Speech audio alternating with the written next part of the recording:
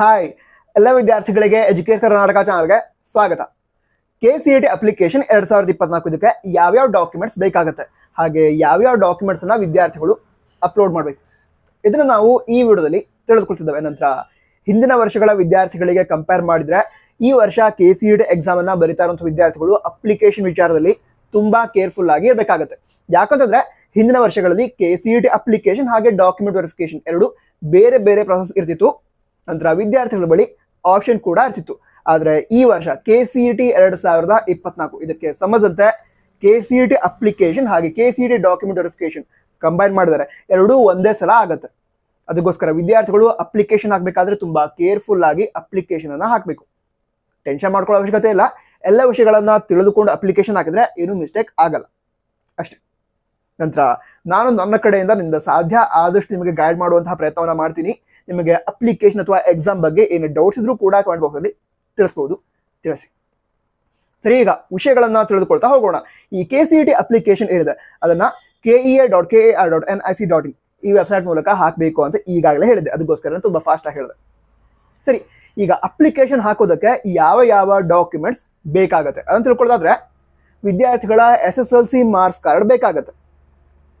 ಆ SSLC marks card ಏನಿದೆ ಅದನ್ನ ಸ್ಕ್ಯಾನ್ ಮಾಡಿ ಅಪ್ಲೋಡ್ ಮಾಡೋದು ಕೂಡ ಇರುತ್ತೆ. SSLC ಮಾರ್ಕ್ಸ್ ಕಾರ್ಡ್ ನೀವು ಸ್ಕ್ಯಾನ್ ಮಾಡಿ ಅಪ್ಲೋಡ್ ಮಾಡ್ತೀರಾ. ಅದಕ್ಕೋಸ್ಕರ ಒರಿಜಿನಲ್ ಮಾರ್ಕ್ಸ್ ಕಾರ್ಡ್ ಅನ್ನ ಅಪ್ಲಿಕೇಶನ್ ಹಾಕುವಂತಹ ಸಂದರ್ಭದಲ್ಲಿ ತೆಗೆದುಕೊಂಡು ಹೋಗ್ಬೇಕು.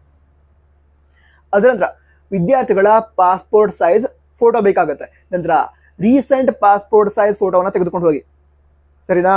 ಹಾಗಿದ್ರೆ ವಿದ್ಯಾರ್ಥಿಗಳ ಪಾಸ್ಪೋರ್ಟ್ ಸೈಜ್ ಫೋಟೋ ಬೇಕು, ಅದನ್ನು ಕೂಡ ಸ್ಕ್ಯಾನ್ ಮಾಡಿ ಅಪ್ಲೋಡ್ ಮಾಡ್ತಾರೆ.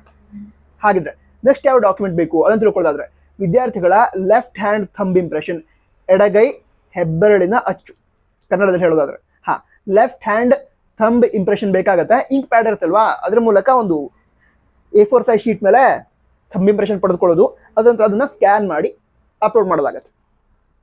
ಹಾಗಿದ್ರೆ ಮತ್ತೆ ಯಾವ ಡಾಕ್ಯುಮೆಂಟ್ ಬೇಕು ಅದನ್ನು ತಿಳ್ಕೊಳ್ಳೋದಾದ್ರೆ ವಿದ್ಯಾರ್ಥಿಗಳ ಸಿಗ್ನೇಚರ್ ಏನಿರುತ್ತೆ, ಸಹಿ, ಅದನ್ನು ಕೂಡ ಒಂದು A4 ಶೀಟ್ ಅಥವಾ ಬ್ಲಾಂಕ್ ಶೀಟ್ ಮೇಲೆ ಸೈನ್ ಮಾಡಿ ಅದನ್ನು ಕೂಡ ಸ್ಕ್ಯಾನ್ ಮಾಡಿ ಅಪ್ಲೋಡ್ ಮಾಡೋದಿರುತ್ತೆ, ಅಪ್ಲೋಡ್ ಮಾಡಬೇಕು. ನಂತರ JPG ಫಾರ್ಮೆಟ್ ಅಲ್ಲಿ ವಿದ್ಯಾರ್ಥಿಗಳ ಪಾಸ್ಪೋರ್ಟ್ ಸೈಜ್ ಫೋಟೋ, ಸಿಗ್ನೇಚರ್ ಹಾಗೆ ಥಂಬ್ ಇಂಪ್ರೆಷನ್ ಅನ್ನ ಅಪ್ಲೋಡ್ ಮಾಡಬೇಕಾಗತ್ತೆ. ಸರಿನಾ? ನಂತರ ಮತ್ತೆ ಯಾವ ಡಾಕ್ಯುಮೆಂಟ್ಸ್ ಬೇಕು ಅದನ್ನು ತಿಳ್ಕೊಳ್ಳೋದಾದ್ರೆ ಈ ವರ್ಷ ನಮ್ಮ KA ಬ್ಯಾಂಕ್ ಡೀಟೇಲ್ಸ್ ಅನ್ನು ಕೂಡ ಕೇಳಿದ್ದಾರೆ. ಬ್ಯಾಂಕ್ ಡೀಟೇಲ್ಸ್ ಅಂತ ಹೇಳಿದ್ರೆ ನಿಮ್ಮ ಅಕೌಂಟ್ ನಂಬರ್, IFSC ಕೋಡ್ ಹಾಗೆ ಬ್ಯಾಂಕ್ ಅಕೌಂಟ್ ಹೋಲ್ಡರ್ಸ್ ನೇಮ್, ನಿಮ್ಮ ಹೆಸರು, ಅದರ ನಂತರ ಯಾವ ಬ್ಯಾಂಕ್ ನಲ್ಲಿ ನಿಮ್ಮ ಬ್ಯಾಂಕ್ ಅಕೌಂಟ್ ಇದೆ ಆ ಬ್ಯಾಂಕ್ ಹೆಸರು, ಹಾಗೆ ಆ ಒಂದು ಬ್ಯಾಂಕ್ ನ ಬ್ರಾಂಚ್ ಯಾವುದು, ಅಂದ್ರೆ ನಿಮ್ಮ ಅಕೌಂಟ್ ಇರುವಂತಹ ಬ್ರಾಂಚ್ ಯಾವುದು, ಅದರ ಡೀಟೇಲ್ಸ್ ಕೂಡ ಬೇಕಾಗುತ್ತೆ. ಈ ಬ್ಯಾಂಕ್ ಡೀಟೇಲ್ಸ್ ಏನಿದೆ ಅದನ್ನ ಕರೆಕ್ಟ್ ಆಗಿ ಎಂಟರ್ ಮಾಡಬೇಕು. ಈಗ ಫೀ ರೀಫಂಡ್ ಅಂತ ಇರತ್ತೆ, ಅದು ನಿಮಗೆ ಕೌನ್ಸಿಲಿಂಗ್ ಸ್ಟಾರ್ಟ್ ಆದ್ಮೇಲೆ ಕ್ಲಿಯರ್ ಆಗಿ ಗೊತ್ತಾಗುತ್ತೆ.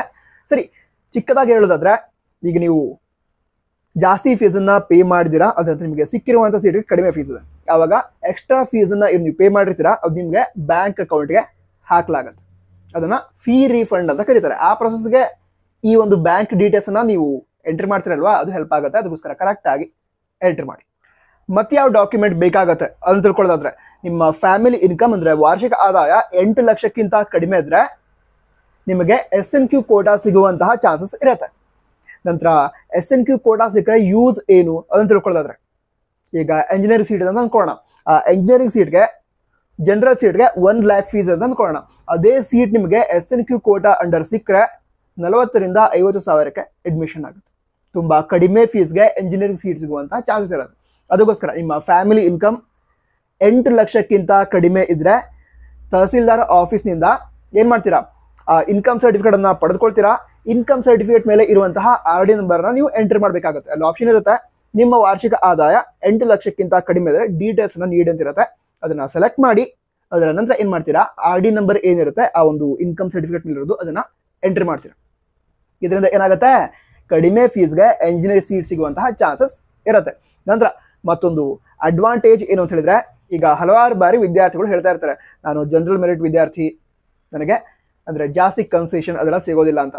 ಈ SNQ ಕೋಟಾ ಅಂತ ಹೇಳಿದೆ ಅಲ್ವಾ, ಇನ್ಕಮ್ ಬೇಸ್ ಮೇಲೆ ಸಿಗೋದು, ಅದು ಕೇವಲ ಇನ್ಕಮ್ ಬೇಸ್ ಮೇಲೆ ಇರುತ್ತೆ. ನೀವು general merit, OBC, SC, ST category 1 ಯಾವುದೇ ಕ್ಯಾಟಗರಿ ಆಗಿದ್ರು ಕೂಡ ನಿಮ್ಮ ಫ್ಯಾಮಿಲಿ ಇನ್ಕಮ್ 8 ಲಕ್ಷಕ್ಕಿಂತ ಕಡಿಮೆ ಇದ್ರೆ ಆ SNQ ಕೋಟಾ ಅಂತ ಹೇಳಿದೆ ಅಲ್ವಾ ಅದಕ್ಕೆ ಎಲಿಜಿಬಲ್ ಆಗಿರ್ತೀರ.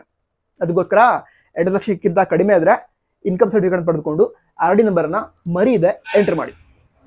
ಸರಿನಾ? ಅದರ ನಂತರ ಈಗ SC ST ಕ್ಯಾಟಗರಿ 1 ವಿದ್ಯಾರ್ಥಿಗಳು ಯಾರು ಇರ್ತಾರೆ ಅವರಿಗೆ ಅವರ ಕಾಸ್ಟ್ ಬೇಸ್ ಮೇಲೆ ಅಥವಾ ಕಾಸ್ಟ್ ಆಧಾರದ ಮೇಲೆ ಫೀಸಲ್ಲಿ ಕನ್ಸೆಷನ್ ಇರುತ್ತೆ. ಅಂದ್ರೆ ಈಗ ಎಂಜಿನಿಯರಿಂಗ್ ಸೀಟ್ ಇದೆ ಅಥವಾ ಬೇರೆ ಯಾವುದೋ ಒಂದು ಕೋರ್ಸ್ ಆಗಿರ್ಬೋದು, ಅದಕ್ಕೆ ಜನರಲ್ ಮೆರಿಟ್ ವಿದ್ಯಾರ್ಥಿಗಳು ಅಥವಾ OBC ವಿದ್ಯಾರ್ಥಿಗಳಿಗೆ ತುಂಬಾ ಜಾಸ್ತಿ ಫೀಸ್ ಇರ್ಬೋದು. ಆದರೆ ಅದೇ ಕೋರ್ಸ್ಗೆ SC ST ಹಾಗೆ ಕ್ಯಾಟಗರಿ 1 ವಿದ್ಯಾರ್ಥಿಗಳಿಗೆ ತುಂಬಾ ಕಡಿಮೆ ಫೀಸ್ಗೆ ಅಡ್ಮಿಷನ್ ಆಗೋ ಚಾನ್ಸ್ ಇರುತ್ತೆ. ಅದಕ್ಕೋಸ್ಕರ SC ST ಕ್ಯಾಟಗರಿ 1 ವಿದ್ಯಾರ್ಥಿಗಳಾಗಿದ್ರೆ ಮರೀದೆ ಕಾಸ್ಟ್ ಸರ್ಟಿಫಿಕೇಟ್ ಅನ್ನ ಪಡೆದುಕೊಂಡು ಅದರ ಡೀಟೇಲ್ಸ್ ಅಂದ್ರೆ RD ನಂಬರ್ ಇರುತ್ತೆ, ಅದನ್ನ ಎಂಟರ್ ಮಾಡಿ. ಸರಿನಾ? ಸರಿ, ಹಾಗಿದ್ರೆ ಈಗ ಹೈದರಾಬಾದ್ ಕರ್ನಾಟಕ ಕೋಟ ಅಂತ ಕೂಡ ಇರುತ್ತೆ. ಈಗ ಹೈದರಾಬಾದ್ ಕರ್ನಾಟಕ ಪ್ರದೇಶಕ್ಕೆ ಸೇರಿದಂತಹ ವಿದ್ಯಾರ್ಥಿಗಳು ಯಾರಿದ್ದಾರೆ ಅವರಿಗೆ ರಿಸರ್ವ್ಡ್ ಸೀಟ್ಸ್ ಇರುತ್ತೆ. ಅದನ್ನ ಪಡೆದುಕೊಳ್ಬೇಕು ಅಂತ ಹೇಳಿದ್ರೆ ವಿದ್ಯಾರ್ಥಿಗಳು ಏನ್ ಮಾಡಬೇಕು, 371J ಅಂತ ಸರ್ಟಿಫಿಕೇಟ್ ಸಿಗುತ್ತೆ. ಆ ಸರ್ಟಿಫಿಕೇಟ್ ಡೀಟೇಲ್ಸ್ ಅನ್ನ ಎಂಟರ್ ಮಾಡ್ಬೇಕಾಗತ್ತೆ. ಈಗಲೇ ಆ ಒಂದು ಡೀಟೇಲ್ಸ್ ಅನ್ನ ಎಂಟರ್ ಮಾಡಬೇಕು. ಅದಕ್ಕೋಸ್ಕರ ನೀವು ಹೈದರಾಬಾದ್ ಕರ್ನಾಟಕ ಪ್ರದೇಶದವರಾಗಿದ್ರೆ ಆ ಡೀಟೇಲ್ಸ್ ಏನಿರುತ್ತೆ ಅಂದ್ರೆ 371J ಸರ್ಟಿಫಿಕೇಟ್ ಏನಿರುತ್ತೆ ಅದನ್ನ ಪಡೆದುಕೊಳ್ಳಿ. ಅದರ ನಂತರ ಅಪ್ಲಿಕೇಶನ್ ಹಾಕುವಂತಹ ಸಂದರ್ಭದಲ್ಲಿ ನಿಮಗೆ ಹೈದರಾಬಾದ್ ಕರ್ನಾಟಕ ಕೋಟಾ ಅಪ್ಲೈ ಆಗುತ್ತೆ ಅಂತ ಸೆಲೆಕ್ಟ್ ಮಾಡಿ. ಅದರ ನಂತರ RD ನಂಬರ್ನ ಎಂಟರ್ ಮಾಡಿ. ಇದರಿಂದ ಏನಾಗುತ್ತೆ, ನಿಮಗೆ ಕೋಟಾ ಸಿಗುತ್ತೆ, ಒಳ್ಳೆ ಕಾಲೇಜಸ್ ಸೀಟ್ ಸಿಗುವಂತಹ ಚಾನ್ಸಸ್ ಜಾಸ್ತಿ ಆಗುತ್ತೆ. ನಂತರ ಈಗ SSLC ರಿಜಿಸ್ಟರ್ ನಂಬರ್ ಏನಿದೆ ಅದು ಕರ್ನಾಟಕ SSLC ಬೋರ್ಡ್ ಅಂಡರ್ ಯಾವ ವಿದ್ಯಾರ್ಥಿಗಳು ಸ್ಟಡಿ ಮಾಡಿರ್ತಾರೆ ಅಂದ್ರೆ ಕರ್ನಾಟಕ ಸ್ಟೇಟ್ ಬೋರ್ಡ್ ಅಂಡರ್ ಯಾವ ವಿದ್ಯಾರ್ಥಿಗಳು ಸ್ಟಡಿ ಮಾಡಿರ್ತಾರೆ ಅವರ SATS ID ಅವರ ಸ್ಟಡಿ ಡೀಟೇಲ್ಸ್ ಅನ್ನ ನಮ್ಮ KAದವರು ಡೈರೆಕ್ಟ್ ಆಗಿ ಪಡೆದುಕೊಳ್ತಾರೆ. ಅದೇ ಯಾವ್ದಾದ್ರು ವಿದ್ಯಾರ್ಥಿಗಳು CBSE ICSE ಈ ರೀತಿ ಬೋರ್ಡ್ ಅಂಡರ್ ಸ್ಟಡಿ ಮಾಡಿದ್ರೆ SSLC ವರೆಗೆ ಅಂತ ವಿದ್ಯಾರ್ಥಿಗಳು ಮಾಡ್ಬೇಕು ಅಂತ ಹೇಳಿದ್ರೆ SSLC ಅನ್ನ ಯಾವ ಸ್ಕೂಲ್ ಸ್ಟಡಿ ಮಾಡಿದಾರೋ ಅಲ್ಲಿಂದ SATS ID ಏನಿದೆ ಅದನ್ನ ಪಡೆದುಕೊಳ್ಬೇಕಾಗತ್ತೆ. ನಿಮ್ಮ SATS ID ಅನ್ನ ಪಡೆದುಕೊಂಡು ಅದರ ಡೀಟೇಲ್ಸ್ ಅನ್ನ ಎಂಟರ್ ಮಾಡೋದಿರತ್ತೆ. ಸರಿನಾ? ಆದ್ರೆ ಕರ್ನಾಟಕ ಸ್ಟೇಟ್ ಬೋರ್ಡ್ ಅಂಡರ್ ಯಾವ ವಿದ್ಯಾರ್ಥಿಗಳು SSLC ಅನ್ನ ಕಂಪ್ಲೀಟ್ ಮಾಡಿದ್ದಾರೆ ಅವರು ತಮ್ಮ SSLC ರಿಜಿಸ್ಟರ್ ನಂಬರ್ನ ಎಂಟರ್ ಮಾಡಿದ್ರೆ ಆವಾಗಲೇ ನಮ್ಮ KAದವರು ಡೈರೆಕ್ಟ್ ಆಗಿ SSLC ಬೋರ್ಡ್ ನಿಂದ ಡೀಟೇಲ್ಸ್ ಅನ್ನ ಪಡೆದುಕೊಳ್ತಾರೆ. SATS ID ಯನ್ನು ಕೂಡ ಪಡೆದುಕೊಳ್ತಾರೆ. ಅದನ್ನ ಎಂಟರ್ ಮಾಡೋ ಅವಶ್ಯಕತೆ ನಮ್ಮ ಕರ್ನಾಟಕ ಸ್ಟೇಟ್ ಬೋರ್ಡ್ ವಿದ್ಯಾರ್ಥಿಗಳಿಗೆ ಇರೋದಿಲ್ಲ. ನಂತರ ಮತ್ತೆ ಯಾವ ಡಾಕ್ಯುಮೆಂಟ್ ಅಥವಾ ಡೀಟೇಲ್ಸ್ ವಿದ್ಯಾರ್ಥಿಗಳ ಬಳಿ ಇರಬೇಕು ಅಂತ ತಿಳ್ಕೊಳ್ಳೋದಾದ್ರೆ ವಿದ್ಯಾರ್ಥಿಗಳು ಯಾವ ಯಾವ ಸ್ಕೂಲ್ನಲ್ಲಿ ಯಾವ ವರ್ಷ ಯಾವ ತರಗತಿಯನ್ನ ಕಲ್ತಿರ್ತಾರೆ ಈ ಡೀಟೇಲ್ಸ್ ವಿದ್ಯಾರ್ಥಿಗಳ ಬಳಿ ಇರಬೇಕು. ಅಂದ್ರೆ ಈ ಡೀಟೇಲ್ಸ್ ಕೂಡ ಆ SATS ID ಏನಿದೆ ಅದ್ರ ಮೂಲಕ ಪಡೆದುಕೊಳ್ತಾರೆ. ಅಕಸ್ಮಾತ್ ಆಗಿ ಯಾವ್ದಾದ್ರು 1 ಅಥವಾ 2 ವರ್ಷದ ಡೀಟೇಲ್ಸ್ ಅಲ್ಲಿ ಇಲ್ಲ ಅಂತ ಸಂದರ್ಭದಲ್ಲಿ ನೀವು ಅಲ್ಲಿ ಎಂಟರ್ ಮಾಡಬಹುದು. ಇಂತಹ ವರ್ಷ ಇಂತಹ ತರಗತಿಯನ್ನ ಈ ಒಂದು ಸ್ಕೂಲಲ್ಲಿ ಕಲ್ತಿದ್ದೆ ಅದನ್ನ ಎಂಟರ್ ಮಾಡಬಹುದು. ಅದಕ್ಕೋಸ್ಕರ ಅಕಸ್ಮಾತ್ ಮಿಸ್ ಆಗಿದ್ರೆ ಬೇಕಾಗತ್ತೆ.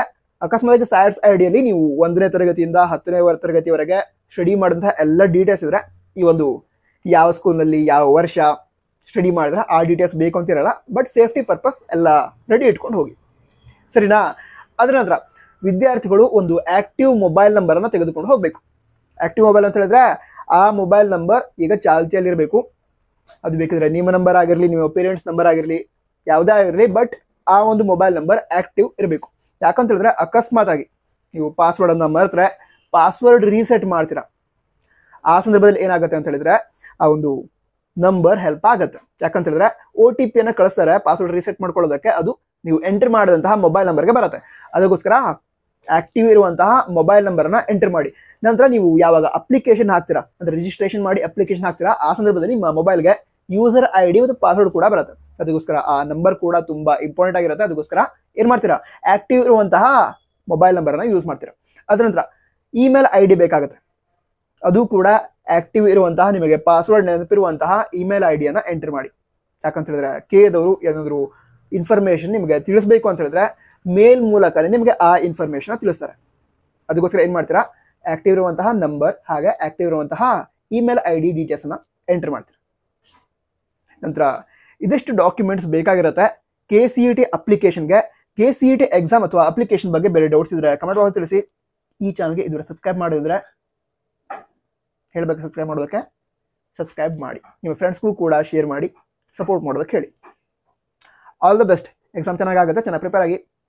All the best. Jai Hind. Vande Mataram.